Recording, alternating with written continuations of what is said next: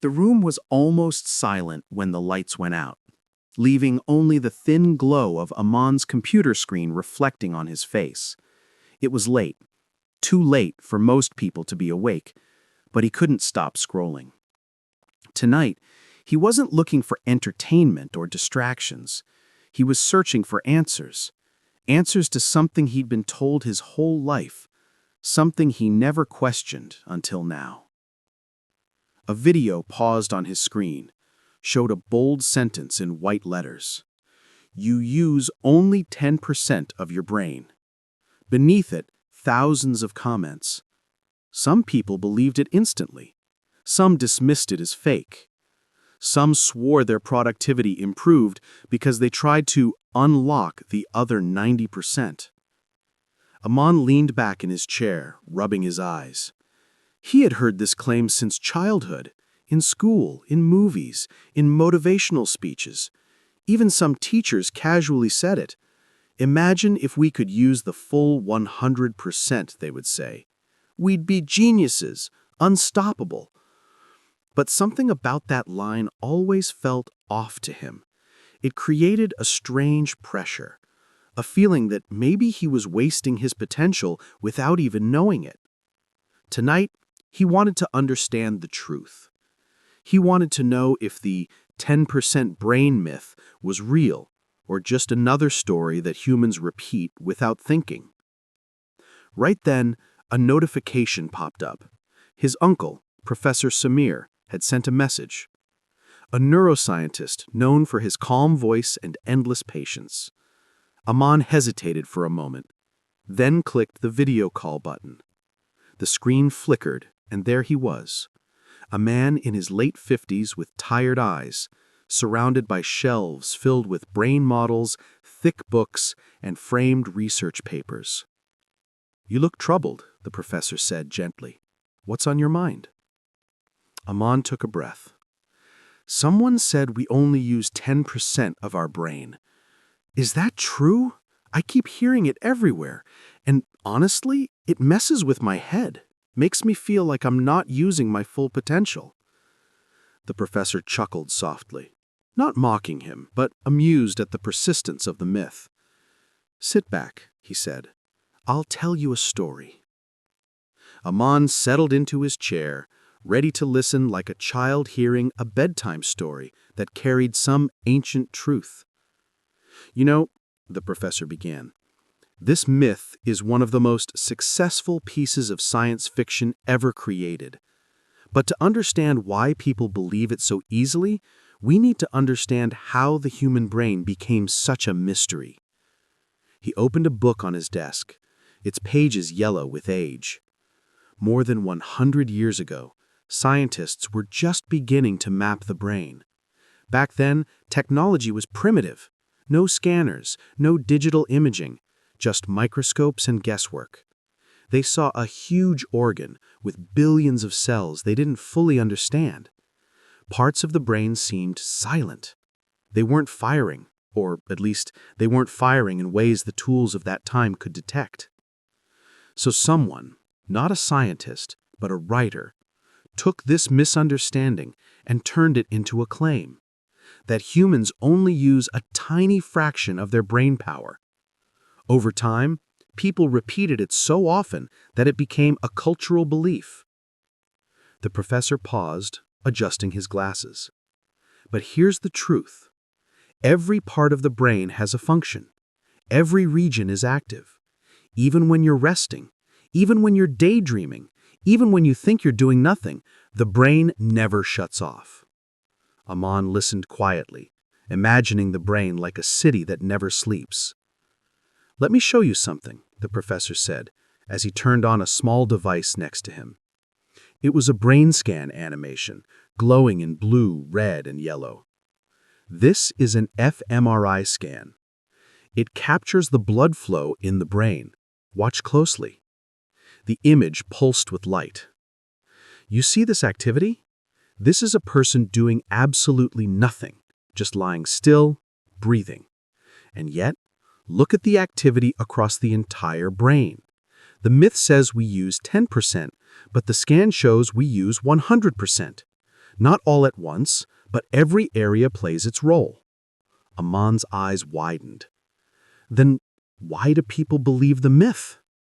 Because, the professor replied softly, it's comforting. It gives people hope, makes them feel like they have untapped gifts waiting to emerge. And humans love believing in hidden potential. They love the idea of secret powers. Amon sighed. I guess that's true. The professor smiled. Don't be too hard on yourself. It's human nature. He leaned back in his chair. But the real story is actually more beautiful than the myth. You see, the brain is incredibly efficient. Using 100% of it at the same time would be disastrous. A seizure, actually. The brain doesn't work like a muscle you activate fully at once. It works like a complex orchestra. Different parts light up depending on what you're doing. Thinking, moving, feeling, remembering, imagining. They each activate specific networks. Amon nodded thoughtfully. So we don't use 10%. We use different parts at different times. Exactly, the professor said. Let me give you a historical example. In the early 1900s, a neurosurgeon named Wilder Penfield performed surgeries where patients were awake under anesthesia. He touched different parts of their brain with an electrode. And guess what?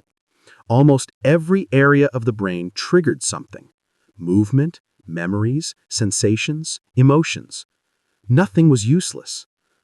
If 90% of the brain was unnecessary, evolution would have removed it. Nature does not waste energy. The brain consumes 20% of the body's energy, more than any organ. That alone proves every part matters. Amon let out a long breath. So the myth is completely false. Completely, the professor confirmed. But the real truth is even more inspiring.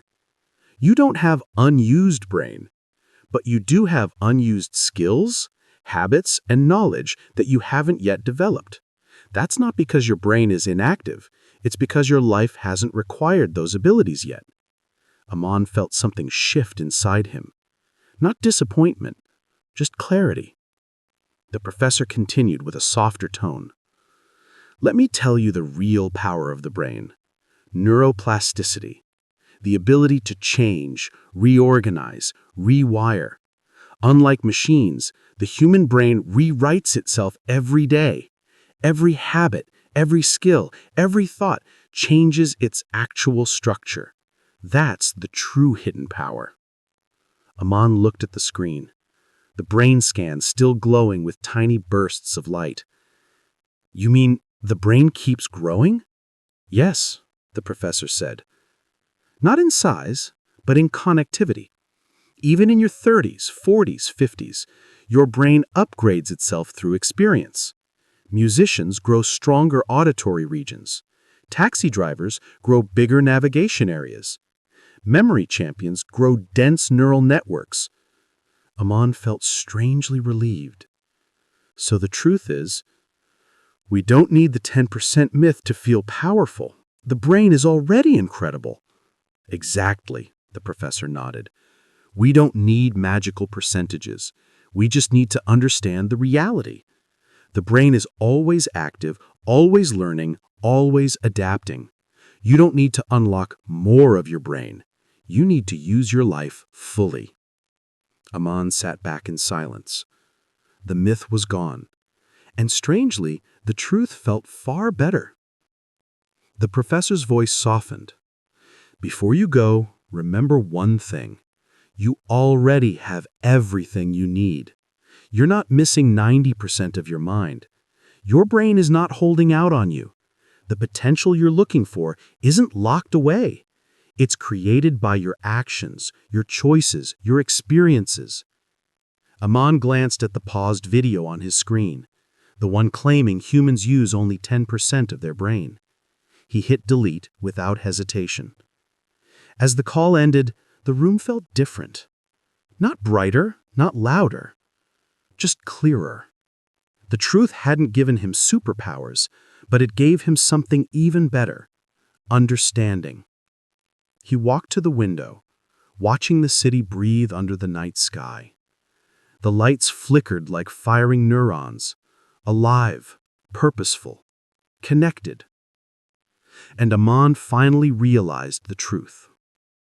We don't use only 10% of our brain. We use all of it, just not all at the same time.